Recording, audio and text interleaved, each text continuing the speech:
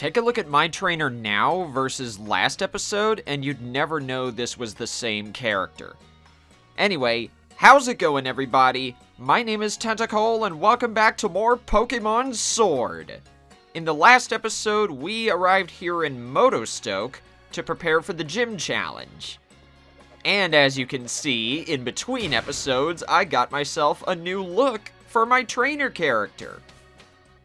And now it's finally time to head on the road towards the gym challenge.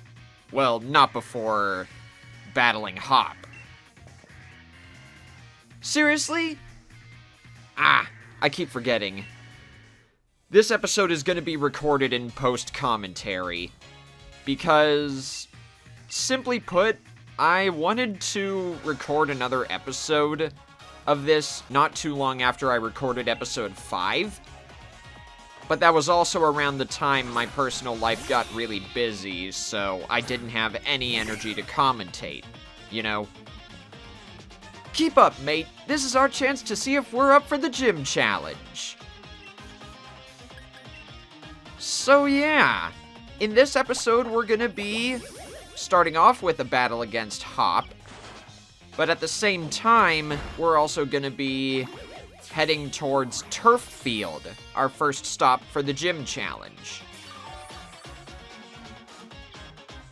And I know you probably can't tell here, but in between episodes, I've kinda started having doubts about raising my current team. I don't even know if I'm gonna be keeping Sakura on the team, because the shiny stone item that you need to evolve her is obtained really late in the game instead of at the midpoint.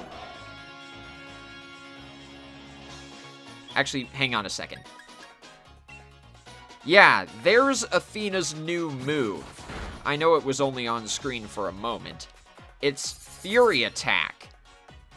This is a physical normal type move that hits the target 2 to 5 times in a row.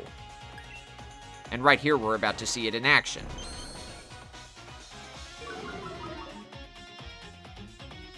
Go on, Athena, mess him up.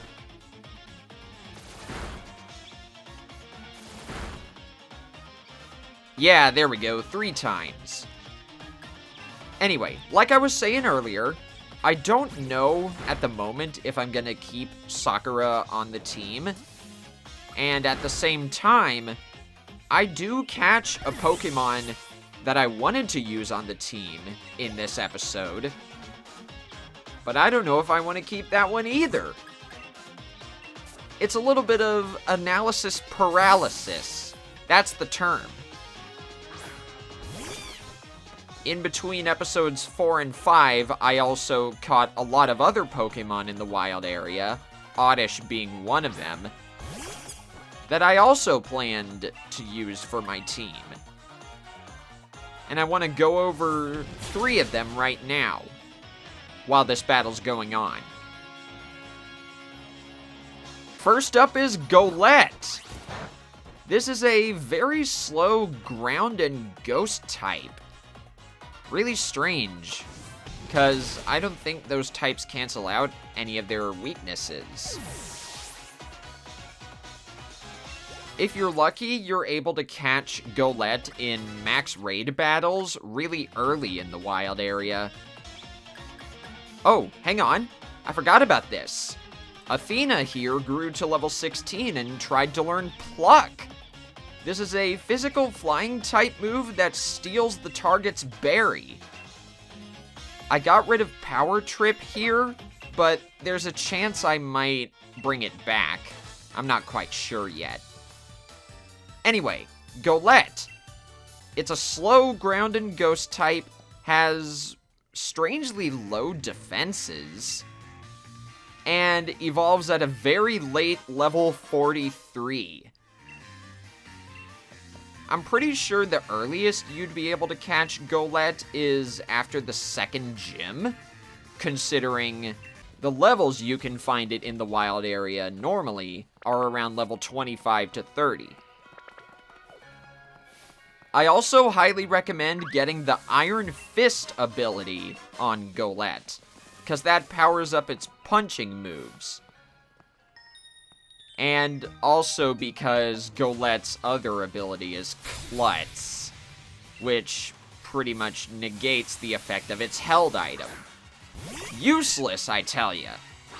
So many times you catch a really good Golett only to find out it has Klutz instead of Iron Fist.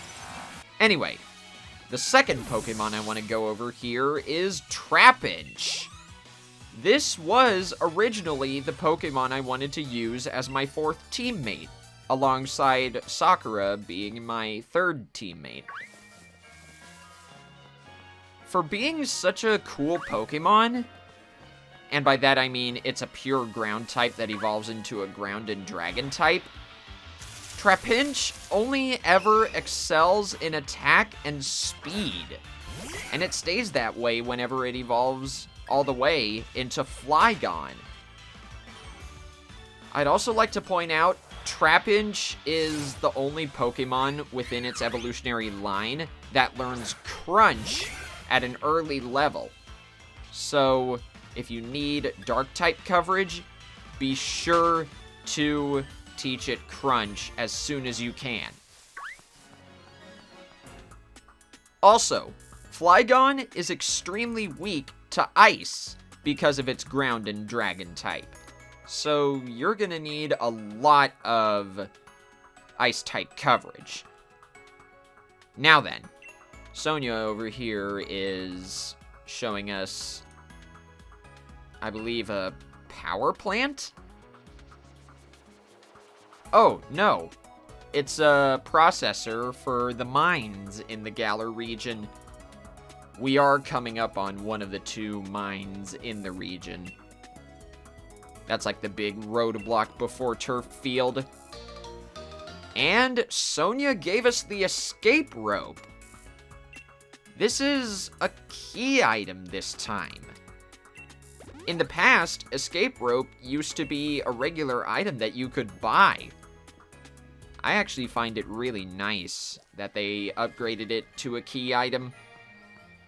That was all I really wanted to say about Trapinch. Over here is a Pokemon called Roly-Coly, which is a rock and fire type. If I'm not mistaken, Roly-Coly has the ability Steam Engine, which maximizes its speed whenever it's hit by a water-type move. I have no idea why you would ever get that ability on it, considering it's quad weak to water. But still, it's there.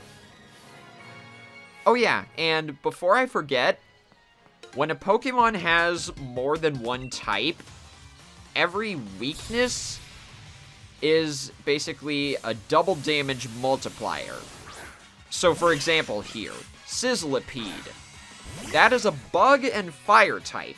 It is weak to water once, so that's a double damage multiplier for the damage it takes. But both bug and fire are weak to rock type moves, so the damage taken is multiplied by 4. Oh, and Matchbox grew to level 16. I do believe something awesome is gonna happen. Well, after this battle. The last Pokemon I wanted to go over for right now is Cottony. It's a grass and fairy type, which means it's extremely weak to poison. You're gonna want a lot of coverage for that type as well. Cottony is not very good to start out in terms of stats, but the good news is it's very easy to evolve. You can get the evolution item for Cottony after the 3rd gym if you're following along with the story. But if you're extremely lucky, you might be able to get it after the 2nd gym. I highly recommend evolving Cottony after level 24, because that's when it learns the move Giga Drain.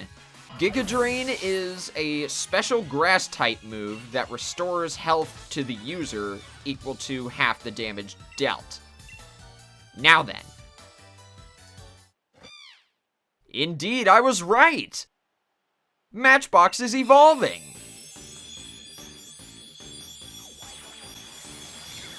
Our first evolution of the party happened in a post-commentary episode. He's evolved into Raboot. Pretty funny pun, if I'm being honest. Raboot, the rabbit Pokemon. Its thick and fluffy fur protects it from the cold and enables it to use hotter fire moves. Very, very nice. And no new moves for Matchbox. Alright. We got a Super Potion over here that restores 60 HP to a Pokemon instead of 20.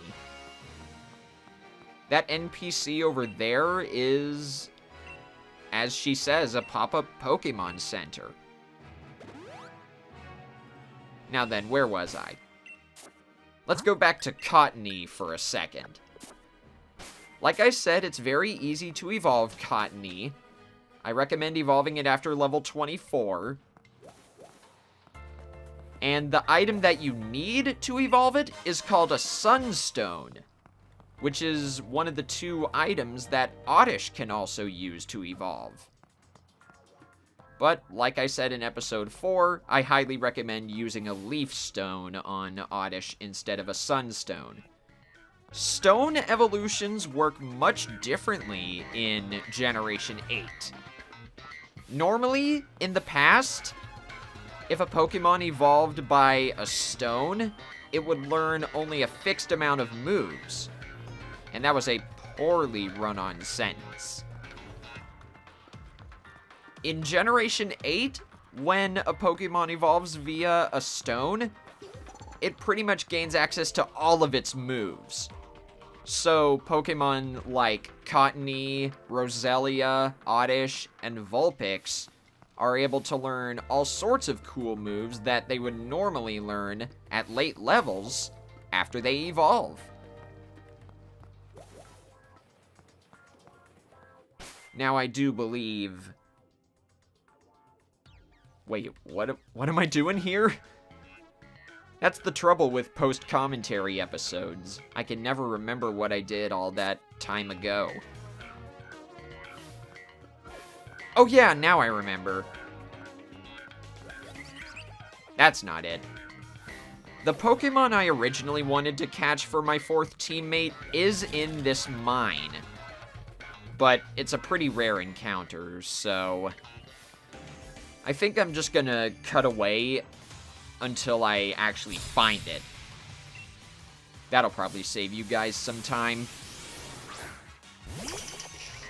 There it is! There it is! Nice! Drillbur was gonna be the 4th Pokemon for my team. Still unsure about that one. But anyway, Drillbur is amazing, despite it having such a low encounter rate here. It starts out as a pure ground type, but it eventually evolves into a ground and steel type. Drillbur and its evolved form Excadrill have high attack and pretty good speed and defenses. A very solid all-around ground type family. Drillbur is able to learn Earthquake via level up, and when it evolves into Excadrill, it gains access to even more physical attacks to complement its really high attack stat, like Drill Run, Metal Claw, Dig, and the very rare Horn Drill move. Horn Drill is a really inaccurate normal type move, but if it hits, it's a one-hit KO. If you want a good physical ground type attacker, get a Drillbur. Drillbur, the mole Pokemon, a ground type. It brings its claws together and whirls around at high speed before rushing toward its prey. That's actually how Drillbur uses the move Drill Run in the Pokemon anime. I didn't nickname this Drillbur at the moment, but should I do... excuse me. But if I do end up using it on my team, its nickname is gonna be Flint. I think it's really fitting. This particular Drillbur has the Sand Rush ability, which raises its speed during a sandstorm. That's not very good. I highly recommend the Sand Force ability instead. And even then, I don't remember what Sand Force does. It's got a bashful nature, which is neutral. And often lost in thought means its HP stat grows pretty well whenever it levels up.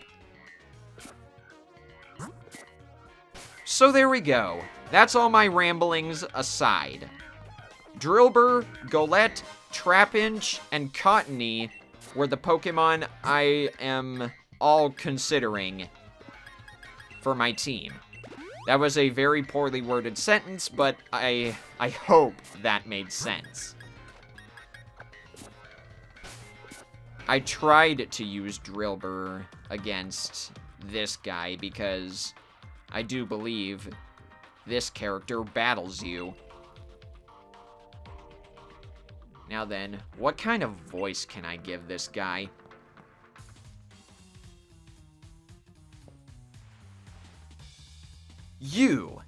You're the gym challenger endorsed by the champion, aren't you? What a joke. You are aware that the chairman is more important than the champion, right? I was chosen by the chairman himself, so that makes me more amazing than you. I suppose I should prove beyond doubt just how pathetic you are and how strong I am. Listen to this music!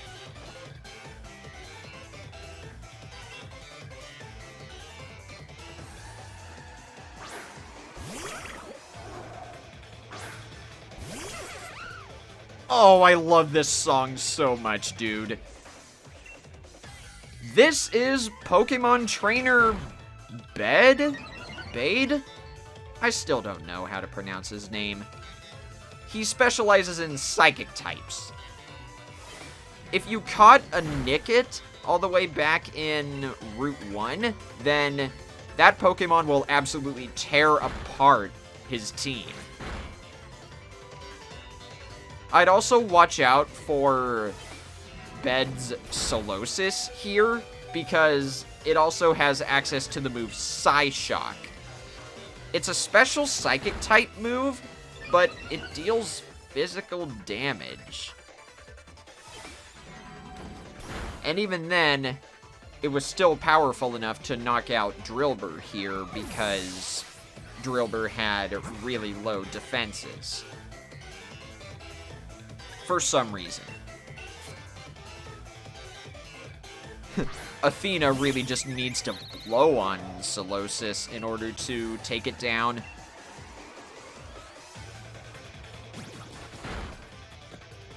Now then, going back to what I was saying before, Drillbur, Golett, Trapinch, and Cottony were the 4 Pokemon I'm currently considering for my team.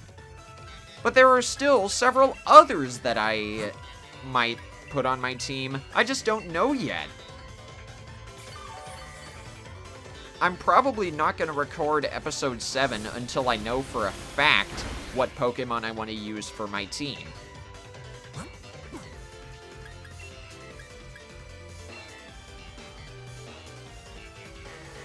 I think that was my one weakness about this Let's Play.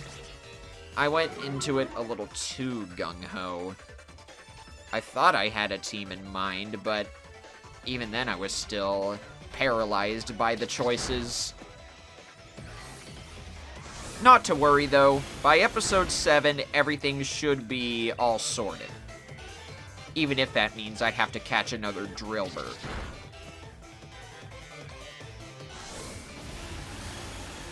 There could also be other Pokemon that I've yet to find that I want to use on my team. Who can say, really? Anyway, going back to the battle here.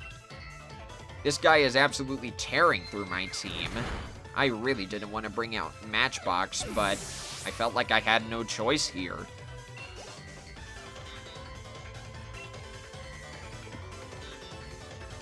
Oh dear, what have I been doing?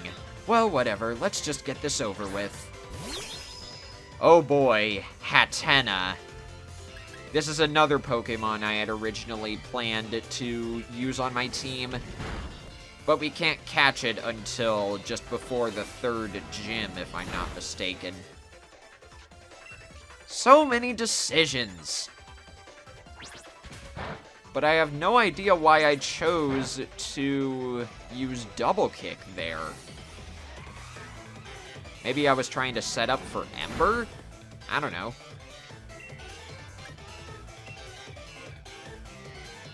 Yep, sure enough. But even then, that's not enough because Hatenna is extremely tanky and slow. I mean, just look at that. It's like it's trying to be a tanky version of the Pokemon Ralts. Again, another Pokemon we won't see until much later. Well, that's fine. I wasn't really trying all that hard anyway. I'm really gonna have to workshop this voice. Well, that was unexpected. Yeah. My battle strategy is just mashing the A button. Most Pokemon players have the same strategy, if I'm not mistaken. Anyway, huge ramblings aside, hopefully, by the time this comes out, I will have decided on a definitive team. But until then, next time on Pokemon Sword, we're gonna be heading to Turffield and seeing what's up with the first gym of the game. So until then, this is Tentacle signing out. Take care, everybody.